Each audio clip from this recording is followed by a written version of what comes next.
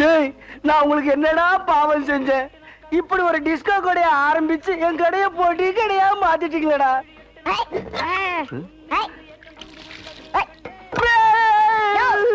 இந்த டிஸ்கோ கடையா நான் கொஞ்ச நாள் போன 5 ஸ்டார் ஹோட்டல் கண்ட்ரோல்.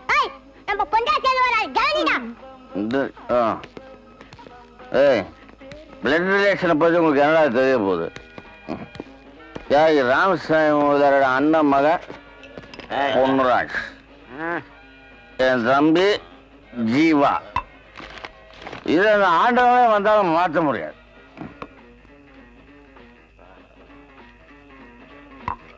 ஏய், உங்களுக்கு நான் என்னடா துரோகம் பண்ண? என்னை பத்தி இல்லாத பொல்லாத வேலாயுத பிள்ளைகிட்ட சொல்லி என் மேல எவ்வளவு மரியாதை வச்சிருந்தாரு தெரியுமா?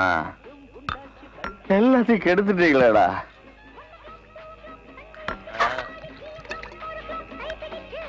ஏன்டா என்ன எவனுமே புரிஞ்சுக்க மாட்டேங்கிறீங்க? இந்த ஜீவா குரூப்ல ஒருத்தர் இருப்பானே, பேர் என்ன வாயில மோகன். மோகனு ஆத்தங்கர பக்கத்துல இருக்கிற தோப்புக்குள்ள போயிட்டு இருக்கான். மோகன் மோகன் கூப்பிடுறேன், என்ன பார்த்து பார்க்காத மாதிரி ஓடிட்டான். இதே என் தம்பி ஜீவாவா இருந்தான்னு வச்சுக்க, ஸ்விம் பண்ணி வந்திருப்பான்.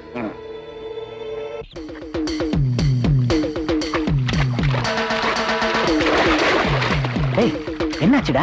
ஏன் இப்படி ஓடி வர? நீ இருக்கிற வேலாயுத ஆளுங்களுக்கு தெரிஞ்சு போச்சு. பொண்டாட்டி எல்லாத்தையும் சொல்லிட்டாரு. நீ எங்கனா போங்க, சீக்கிரம் போங்க, போயிடுங்கண்ணே. ஜீவா, நம்ம இருந்த இடம் வேற யாருக்கும் தெரியாது, பொன்ராஜை தவிர. 2 நாளைக்கு முன்னாடி மோகனை அவன் பார்த்திருக்கான்.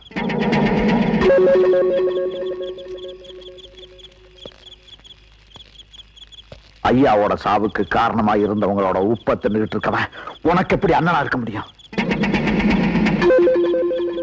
பணத்தாசை காட்டி இந்த ஊரையே வேலாயுதம் பிள்ளைக்கு தார வாத்துட்டான். தூக்கி வளர்த்த ஐயா இருந்தப்ப கூட அந்த துரோகியால வந்து பார்க்க முடியல. விரோதியை கூட மன்னிச்சிடலாம், ஆனா துரோகியை மன்னிக்கவே கூடாது.